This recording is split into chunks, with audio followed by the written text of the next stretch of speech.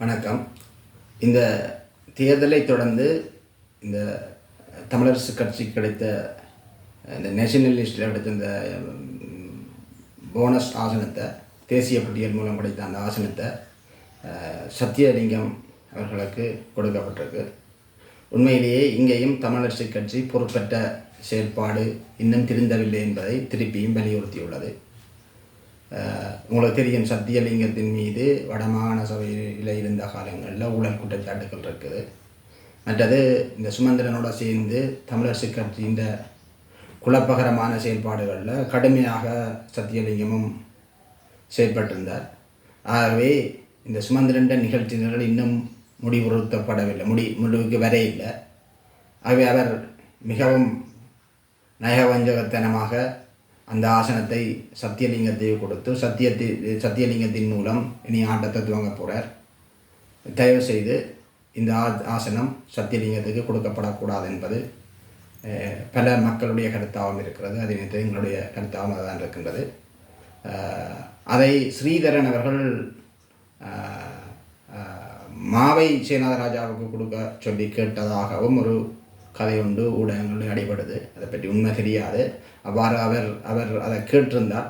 அவரும் தான் ஒரு பொறுப்பற்றவர் என்பதை மீண்டும் அவர் உறுதிப்படுத்தியிருக்கிறார். இப்போது மாவை சேனாதராஜா ஐயா அவர்களுக்கு 80 வயதை தாண்டிட்டு அவர் பல உடல் உபாதைகளோடு தான் தன்னுடைய நாளாந்த செயல்பாடுகளுக்கு தட்டு தடுமாறி கொண்டிருக்கின்றார். அடிக்கடி வைத்தியசாலையில் போய் இருக்கின்றார். அவை அப்படிப்பட்ட ஒருவருக்கு முதியவர்களை இந்த தேர்தல் களங்களில் அகற்றணுமென்றது தான் இந்த தேர்தலின் நாதாம்சமாக இருந்தது, அடிநாதமாக இருந்தது. ஆகவே அதனை எல்லாம் திரித்த இந்த ஸ்ரீதரன் என்ன அறிவுடன் அவர் மாவை சேனாதராஜா ஐயா அவர்களுக்கு இந்த தேசிய பட்டியலை கொடுக்க சொல்லி கேட்டார். ஒரு தேசிய பட்டியல் மூலம் நாடாளுமன்றத்தை செல்றவர், அல்லது பொதுவாக நான் தேசிய பட்டியல் என்றது இல்லை, ஒரு நாடாளுமன்றத்துக்கு செல்றன்றது அவர் செயல்படக்கூடிய நிலையில் இருந்தால்தான் அது தமிழ் மக்களுக்கு பிரயோஜனமாக இருக்கு. அவ்வாறு செயல்பட முடியாத ஒரு முதுநிலையில் இருக்கிற இந்த மாவை சேனாதராஜா ஐயா அவர்களுக்கு தேசிய பட்டியல் மூலம் கொடுக்கப்பட்டால் அது தமிழ் மக்களுக்கு எவ்வளவு நன்மை பயக்கக்கூடிய வகையில் இருக்கும் என்றது இங்கே ஒரு கேள்வியாக இருக்கிறது. ஆகவே இவர்கள் திருப்பியும் தங்களுடைய அந்த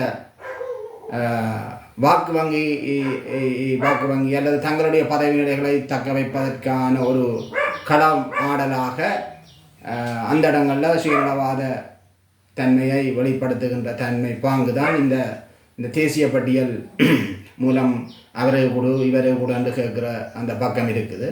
அவை இதில் சுமந்திரனும் சரியாக நடக்கவில்லை, ஸ்ரீதரன் அப்படி கேட்டிருந்தால் அதுவும் சரியான பிள்ளை. உண்மையில் ஒரு பொறுப்புணர்வான கட்சி என்று சொன்னால் இத்தனைக்கு பிறகும் தமிழ் மக்கள் பின்னடைவை சந்திருக்கின்ற இந்த நிலையில் அவர்கள் எடுத்திருக்க வேண்டிய முடிவு, பலரது கருத்துக்கள், இது இந்த தேசிய பட்டியல் தெரிவு செய்யப்பட முதலே ஒரு பெண் வேட்பாளருக்கு, பெண் பிரதிநிதிக்கு அந்த தேசிய பட்டியலை கொடுக்கணும் என்று கேட்டிருந்தார்கள். அதுவும் மிகவும் ஆளுமை மிக்க ஒரு பெண்ணாக வடக்கு கிழக்கு பிரதேசங்களில் பெண்களின் பிரச்சனையை அறிந்து கையாளக்கூடியவராக தெரிவு செய்யப்படும் என்று கேட்டிருந்தார்கள். இதையெல்லாம் மீறி இவர் சத்தியலிங்கம் என்றதும் அல்லது மாவை சேனாதராஜா என்ற அந்த குறுகிய வட்டத்துக்குள் என்று சிந்திப்பது இவர்கள் திருந்தவில்லை. இவர்கள் இன்னும் மக்கள் நலம் சார்ந்து சிந்திக்கவில்லை என்ற அந்த வெளிப்பாட்டை தான் காட்டுகின்றது. ஆகவே ஏதோ ஒரு விதமாக தமிழரசு கட்சி வடபகுதியில் பலத்த பின்னடைவை சந்தித்திருந்தாலும் ஒரு சிலர் அதுக்கால இந்த தேர்தல் முறை அல்லது விருப்ப வாக்குகளை பெற்று அவர்கள் ஏதோ ஒரு விதத்தில் தப்பியொட்டி வெளியில் வந்துட்டார்கள்.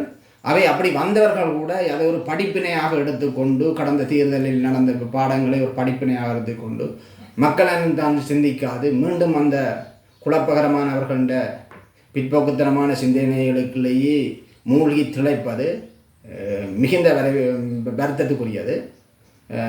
மட்டக்களப்பு மாவட்டத்தை பொறுத்தவரையில் 3 பாராளுமன்ற உறுப்பினர்கள் தமிழரசு கட்சியில் பெற்றிருந்தாலும் மிக மோசமான செயல்பாடுகளில் சுமந்திரனோட செயல்பட்டிருந்த சாணக்கியனையும் கூட அந்த மக்கள் வாக்களித்திருக்கிறார்கள். இது ஜனநாயக வழியில் மக்கள் அளித்த அந்த தீர்ப்பை ஏற்றுக்கொண்டாலும் கூட எங்களுடைய மக்களின் சிந்தனை ஆற்றலையும் அல்லது அவர்களின் ஞாபக சக்தியையும் நாங்கள் ஒருக்கா பரிசீலித்து பார்க்க வேண்டிய தேவை இருக்குது. இவ்வாறான செயல்பாடுகளில் மக்கள் விரோத செயல்பாடுகளில் ஈடுபட்டிருந்த அந்த நபர்களை சரியான பாடம் காட்டியிருந்தால்தான் இனி வர்ற காலங்களில் மக்கள் அரசியல்வாதிகள் விழிப்புணர்வோடு ஒரு பயபக்தியாக செயல்படுவார்கள் என்றதை மீறி அவர்கள் நாங்கள் என்ன செய்தாலும் மக்கள் எங்களுக்கு வாக்களிப்பார்கள் என்ற அந்த ஒரு கட்டற்ற நம்பிக்கையை அவர்களுக்கு கொடுத்திருக்கா இந்த தேர்தல் என்றதும் எங்களுக்குள்ள ஒரு கேள்வியாக எழும்புகிறது. எது எவ்வாறு இருந்தாலும் மக்கள் தீர்ப்பை நாங்கள் ஏற்றுக்கொள்கின்றோம். ஆனால் இந்த வாக்களிப்பு முறைமையை மக்கள் ஒருக்கா பரிசீலித்து கொள்ளணும் என்றதான் எங்களுடைய வேண்டுகோள். பல நியாயவான்கள் இந்த தேர்தல் களத்தில் இருந்து அகற்றப்பட்டிருக்கிறார்கள். சில அநியாயவான்கள் மீண்டும் தெரிய செய்யப்பட்டிருக்கிறார்கள். அதனை மக்கள் கருத்தில் கொண்டு இருக்கணும் என்றதான் எங்களுடைய வேண்டுகோளாக இருக்கிறது. நன்றி. மக்களுடன் போராளிகள், மக்களுக்காக போராளிகள்.